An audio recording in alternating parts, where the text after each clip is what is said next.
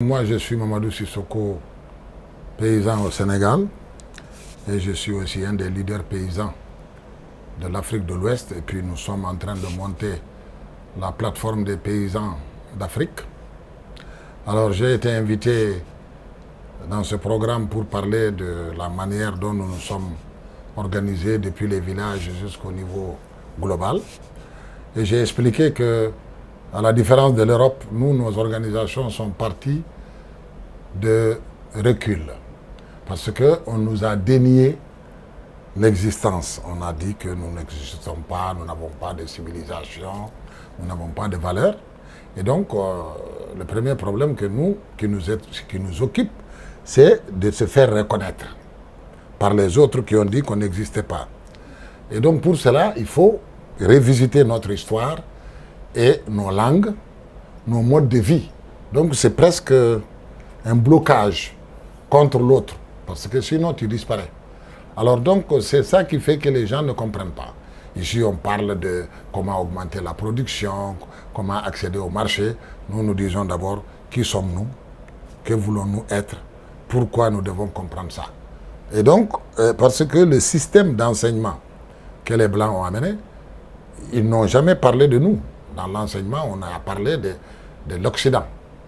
Et donc, nos enfants, quand ils quittent le village, ils ne reviennent pas, parce qu'on leur a dit qu'il n'y avait rien. Donc, quand tu n'as rien derrière toi, si tu pars, tu ne viens pas. Alors donc, c'est un peu la différence. Donc, nos organisations sont des organisations de défense des valeurs culturelles, sociales et aussi économiques. Mais la priorité aussi pour l'économie, c'est de produire nos aliments. Donc, on ne va pas faire d'abord nous battre pour faire plus de coton, plus de soja, mais les milles, les riz, les légumes et les choses qui sont de chez nous, le manioc, etc. Donc c'est ça que j'ai voulu expliquer pour nous concernant. Maintenant, par rapport à l'Occident, donc l'Union européenne, j'ai dit que le problème c'est que ils ont été, et on beaucoup parle de lutte contre la pauvreté, mais on n'a pas dit pourquoi il y a la pauvreté. Avant l'ajustement structurel, c'était la pauvreté comme partout, ici il y a des pauvres. Mais ce qui se passe aujourd'hui, c'est qu'on a créé des mécanismes pour structurer la pauvreté. Et si on ne parle pas de ça, il n'y a pas de possibilité de trouver des solutions. Et donc la coopération a une responsabilité dans les problèmes. Et elle pense qu'elle peut les régler avec ses outils. Non. Il faut que d'abord on fasse carte sur table, qu'ils reconnaissent les erreurs. Bill Clinton l'a reconnu. La Banque mondiale l'a reconnu. L'Union européenne aussi doit dire maintenant vraiment il y a un problème.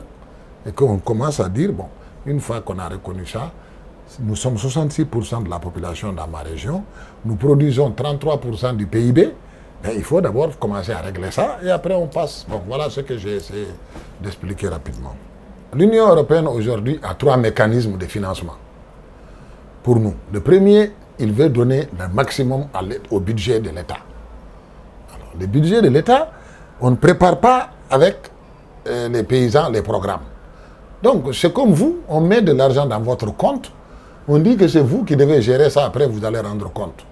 Eh bien, vous dites oui, je vais aussi avec mon ami, mais vous ne parlez jamais, donc ça ne marche pas. Nous, nous ne sommes pas contre qu'il faut aider nos États, mais il faut leur donner leur mission.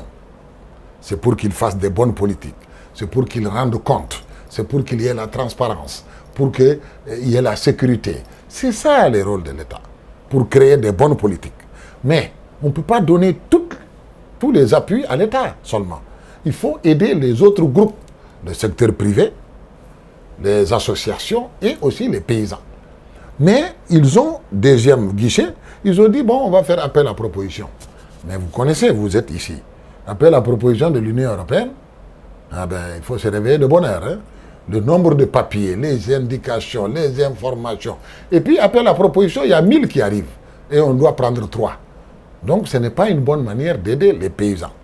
Et le troisième guichet, c'est ce qu'ils appellent le cofinancement. Donc, nous disons, attention, si vous voulez régler le problème, il faut des choses spécifiques. Nous, on veut qu'on nous donne des programmes spécifiques et que dans toutes les relations entre l'Europe et nous, qu'on parle de rôle et responsabilité. Au-delà de l'argent. L'argent seulement ne fait pas le développement.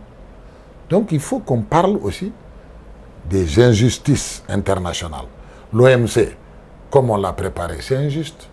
Parce qu'ils ont dit que le jour de la signature, c'est ce jour-là, donc ton niveau de développement à la signature, c'est ça qui te permet de protéger ton économie. Mais nous, on est à zéro. Donc si on signe, cela veut dire que nous, il y a trop d'injustice dans des documents qu'ils prennent comme référence. C'est pas bon.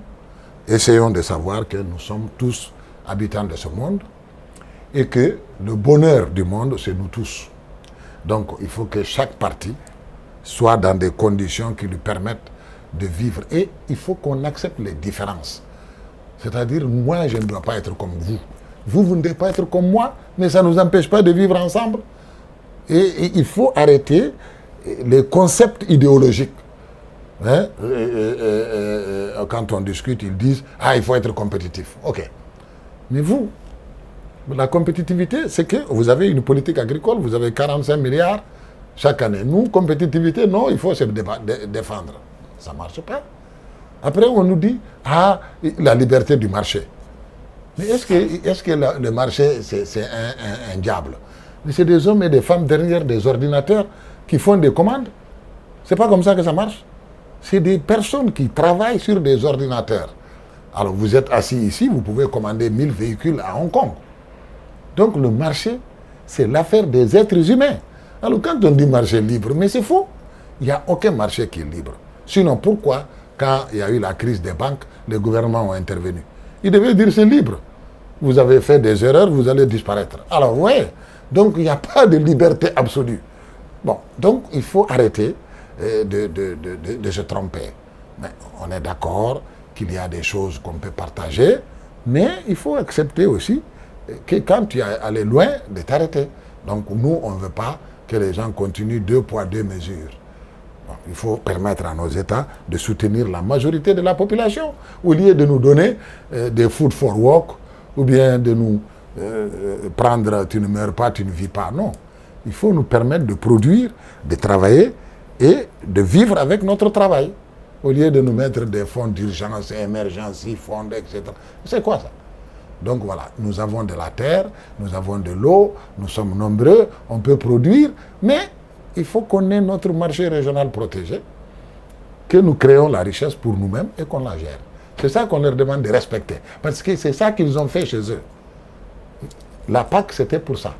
Donc, il faut que nous permettent, nous aussi, d'avoir notre affaire qui permet aux gens de travailler et de vivre. Il ne faut pas développer des mécanismes de donner cadeaux, des aumônes. Ça n'est pas durable. Voilà.